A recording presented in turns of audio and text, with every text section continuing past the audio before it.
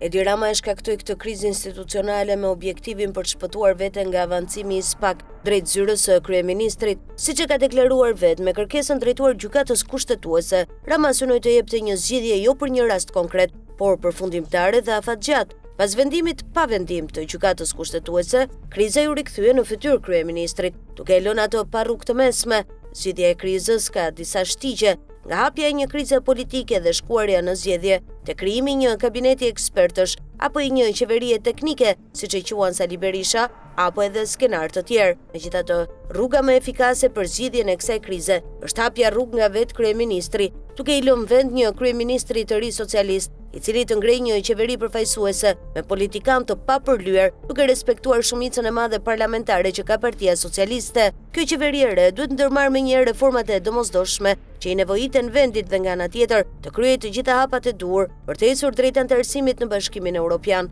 që prej mbrëmjes së dieshme janë dhënë disa receta për këtë rast, por në realitet të gjitha rezultojnë ose shtyrje të krizës ose ngjecje e saj. Natyrisht opozita ka të drejtë të broras urra, por edhe të kërkojë revansh përmes zgjedhjeve të parakohshme. Në thelb, megjithatë, nuk jemi përballë një krize thjesht politike, por një krize morale dhe institucionale. Hapja e rrugës për një kryeministër socialist me mbështetje të plot nga mazhoranca parlamentare do të krijonte një precedent pozitiv, pasi ndërkohë që qeveria punon, debati politik zhvillohet në kuvend, qoftë edhe i ashpër, mes Edi Ramës dhe Sali Berishës. Kjo zgjidhje nuk mbyll thjesht një vrim, por hap një rrugë të re, të lirë për një ecje normale politike, ndërkohë që problemet e kësaj mazhorance me drejtësinë nuk do të bllokonin as qeverisjen, as zhvillimin normal të vendit. Çdo zgjidhje tjetër do të ishte e sforcuar dhe me kosto, si për mazhorancën, ashtu edhe për vendin, duke qartë se në vendimin e gjykatës kushtetuese kanë pasur pesh faktor të rëndësishëm nga jashtë. Ndaj vijimi i krizës vetëm do të shtojë përplasjen dhe do të dëmtojë edhe të ardhmen diplomatike të Shqipërisë. Nga ana tjetër,